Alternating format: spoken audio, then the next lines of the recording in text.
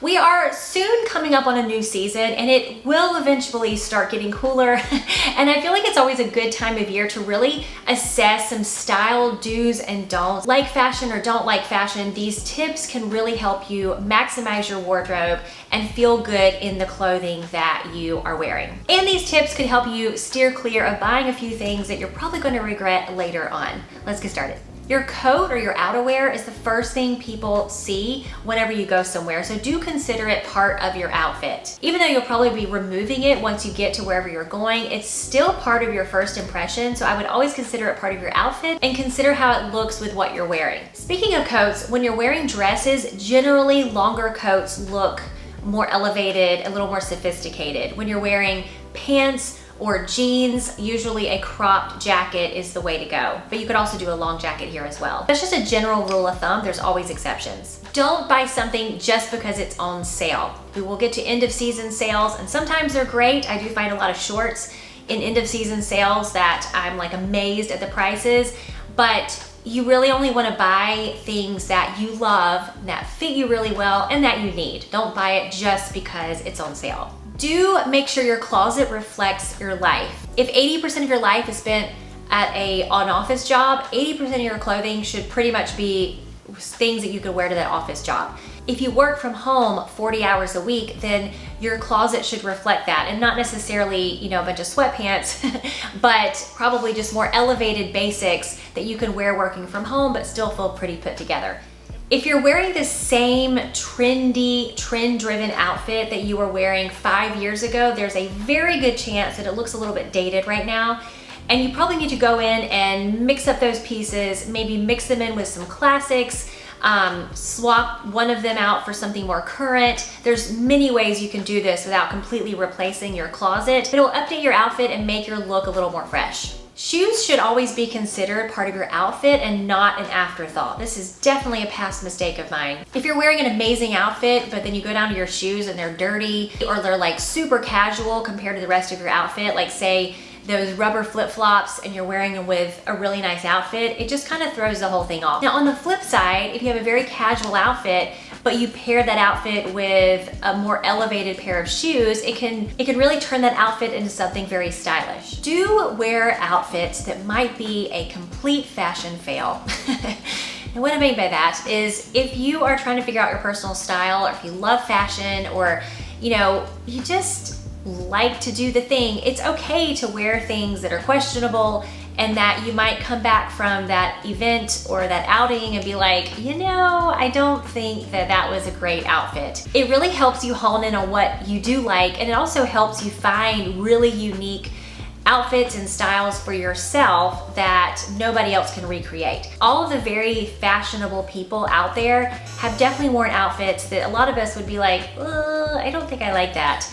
But they haven't gotten to where they are in their fashion journey without making some of those mistakes. When you're buying white items, you might want to go up a size, or at least make sure that it's not stretching, skin tight, or see-through. If it is like a gauzy or, you know, supposed to be kind of semi-sheer fabric, make sure it's loose fit, you wear nude underwear, and it's not squeezing or pinching you. Even white pants that do fit you really well, if they are really tight or they're that stretchy fabric that's really fitted to your body, they can look too small, which makes them look a little bit cheap. Do learn to embrace your shape. Learning what styles and fabrics work for you and your body is some of the best advice out there. This doesn't necessarily mean only wearing what some magazine determines is right for a pear-shaped body to wear, but it's more so figuring out which styles and fabrics you feel really good in and which ones you feel really not good in. There are women with larger chests or bigger bottoms that love to show that off, and there's other women with the same body that do not like to show it off. And so the styles that those women choose are going to be completely different. It's best to figure out what works for you and your style and your life. If you have any sort of event coming up or something where you want to look a specific way, do plan your outfit ahead of time and not like 2 hours ahead of time. Okay, I'm saying like it needs to be like a good couple weeks, because you might need it tailored, or you might hate it once you put it on. Don't just plan it out in your head and then assume that when you go to put it on, it's gonna look exactly like it looked in your head. And I say it like that because this, Lord have mercy, I've spent most of my life planning outfits in my head. when I go to put it on and I have, you know, an hour to get dressed and it doesn't fit the way I want it to, or it doesn't look the way I want it to, gosh, so stressful. So anyway, plan it ahead. You'll save yourself lots of anxiety. Do get rid of all the clothes in your closet that do not fit you right now with the body you have right now. If you're going on some big diet plan and you're gonna lose 25 pounds, that's great, but just get those clothes out of the way for right now. Put them in a suitcase, put them under your bed, put them in another closet. Just get rid of them for now so that when you go to your closet, all you see are clothes that fit you right now and it doesn't create clutter and anxiety in your head. You want to go to your closet and feel inspired and like you have lots of options, not just be staring at all the things that don't work for you and remind you that you haven't met your goal or that you used to be able to fit into those, or you just have a bunch of things that don't fit. That's how we end up with a closet full of clothes and nothing to wear. Accessories can easily elevate your outfit, even a very basic casual one, so do focus on them. You don't need a whole bunch of accessories. Just get some pieces of jewelry that you really, really love that you can put on all the time. Just get a few pieces that you love that you can put on with any outfit and to elevate your look a little bit so you look a little bit more pulled together. I also love belts as an accessory and I love sunglasses as an accessory, especially in the summertime, but that's different for everybody, but it's a piece to not be overlooked. Do check to see which undergarments you are wearing, especially under sheer or tight items. Seamless underwear can be your best friend. Nude underwear can also be your best friend. I just don't get who is wearing the bright, hot pink, very lacy, textured bras anymore. Like, what do you wear that under? Does that make me boring? I don't know. I mean, it makes things practical, okay? Every time I bought some kind of fancy, really cute bra, that's like leopard print or something, I'm like, well, I can't wear it under most of my items. Why did I even go there? So I'm nude all the way. Don't always pick black when trying to pick a neutral to go with a color or a bright color or a bold color. Black is not always the best. A lot of times black will pull the color in and it will kind of compete with the color, whereas another neutral like brown or white or beige or taupe can help bring that color forward and give it a softer look. Don't be afraid of adding texture to your outfit. I personally love mixing textures, and I love textures like silk and leather and, you know, cashmere, and then mixing all those all together. I feel like that can be a really beautiful look and look a little bit more interesting sometimes than everything being all the same. Do spend time curating your style. Don't just think that you can shop your way into your personal style. It does take a lot of trial and error, but it takes a lot more time than people give it credit for. I feel like a good place to start is just to start looking at fashion, and then you can eventually start to see what you like and what you don't like, and then you try it on yourself. But it does take a lot of attention. It's not something you can go out and just buy in one shopping trip. Don't purchase clothing that would fit if it was just a little shorter, or might fit if you would lose 10 pounds, or could fit if you were having a skinny day. All of those things will just end up sitting in your closet creating clutter, and they end up being a waste of money. Do make a point to only buy clothing that you are in love with right now and that fit you right now.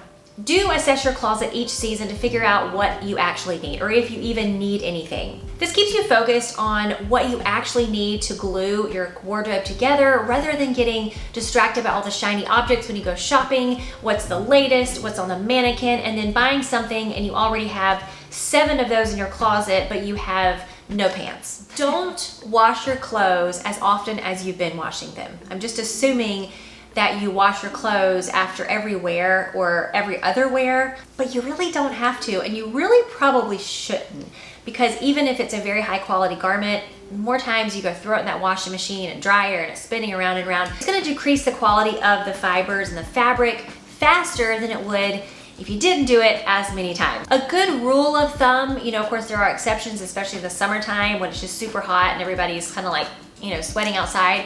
But if it doesn't have stains on it, it doesn't smell, you know, there's really nothing really wrong with it. I mean, there's really no reason why you need to wash it. Don't pay attention to what size something is. A size 4 in one brand may fit like a size 6 or a size 2 in another brand. Not only that, but sometimes things fit better with the bigger size or with the smaller size. There's a lot of times where I like to go up one size because I want a more relaxed fit. No one cares what size you're wearing. No one's looking at the tag. And if it bothers you so much, just cut the tag out and then nobody has to know, not even you.